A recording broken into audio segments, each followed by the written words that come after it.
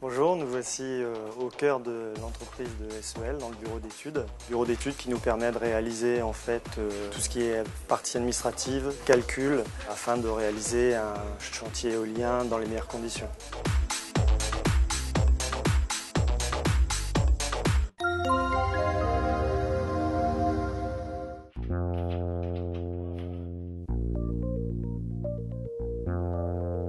Donc une fois le besoin du client déterminé, c'est au bureau d'études de travailler. Il va y avoir plusieurs étapes.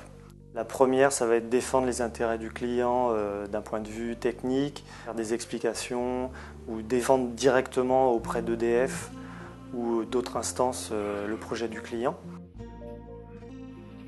Donc ensuite, ça va être déterminer le tracé du câble et tout ce que ça comporte autour, donc c'est-à-dire le dessin par rapport au tracé, la visite sur site pour voir si techniquement c'est faisable et avec quelle technicité.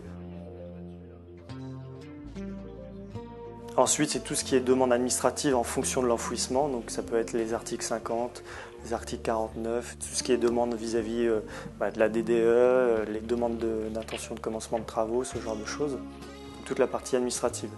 Une fois que ça s'est bouclé, donc il y a un plan qui sort d'ici, du bureau d'études, un plan avec l'enfouissement, le métrage exact, etc. Donc par rapport à ça, on va faire la commande du câble et ensuite on pourra partir en réalisation sur chantier.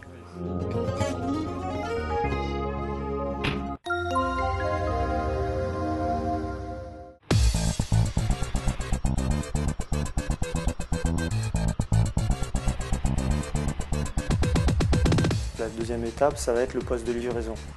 Donc là, par rapport aux besoins du client, on va déterminer le poste de livraison le plus adapté à son chantier. Et puis donc on va sortir les plans de l'aspect extérieur et de l'intérieur, c'est-à-dire de tout ce qui est câblage entre les cellules haute tension, l'équipement, etc.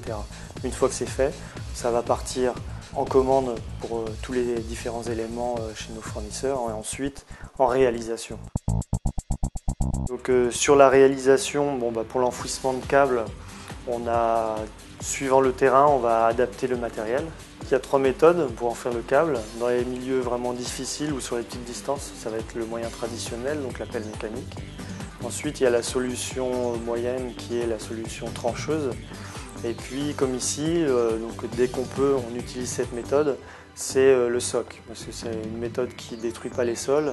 Ça permet de préserver en fait, les sols cultivés. On ne touche pas à la terre végétale, on ne va pas la mélanger avec de la terre morte. Donc d'un point de vue rendement pour les agriculteurs, il n'y aura pas de modification une fois qu'on aura passé notre câble.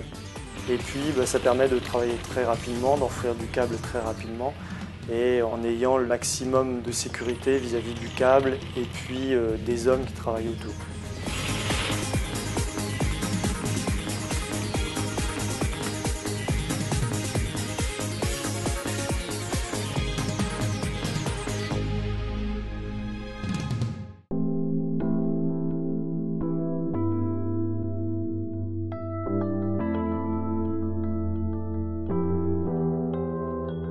En parallèle de l'enfouissement des câbles sur le terrain, il va y avoir la fabrication du poste de livraison. Donc d'après les plans du bureau d'études, on va implanter les différents éléments dans la cellule béton, on va les connecter. Ensuite tout ça, ça va être vérifié, donc il y aura plusieurs étapes dans la vérification. Il y a le monteur qui va vérifier son travail. Ensuite ça va être contrôlé par une personne du bureau d'études et le monteur. Et en même temps, il y aura tout ce qui est test, donc mise sous tension des différents éléments, manœuvre des disjoncteurs, essai des disjoncteurs, etc. De là, on va établir une feuille de qualité qui va nous permettre d'assurer au client que ce qu'il achète fonctionne et ce qui va nous rassurer aussi sur le fonctionnement du poste de livraison.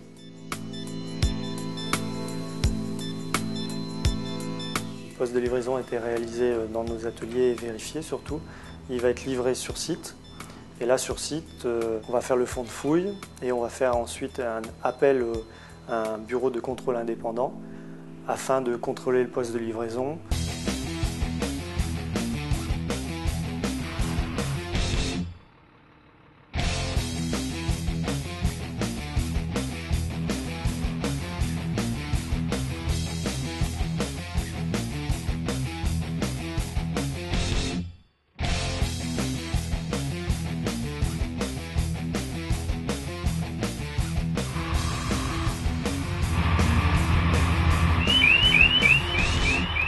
ensuite, on va faire les mises en service avec EDF. Donc on va assister EDF dans les mises en service.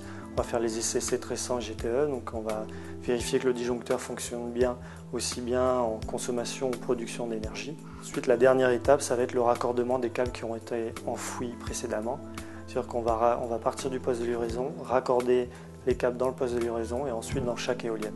Une fois que toutes ces étapes ont été effectuées, on va mettre l'attention en fait sur le parc entier ou partiellement, suivant l'état de montage des éoliennes. Une fois qu'on a fait les tests dans le poste de livraison, on va faire la partie connexion, donc en interéolien. Donc on va partir du poste de livraison, connecter dans le poste de livraison et dans chaque éolienne. Avant de faire la connexion, on va vérifier, tester les câbles en fait. Donc on va les tester à 3 UN, donc c'est-à-dire à 36 000 volts, de façon à vérifier qu'il n'y a pas de défaut sur les câbles. S'il y a des boîtes de jonction à l'intérieur, sous terre, on va vérifier qu'elles tiennent bien. Ensuite, on va faire les connecteurs. Une fois que les connecteurs seront réalisés, on va refaire un test à 36 000 volts et ensuite on va faire la connexion de l'ensemble du parc.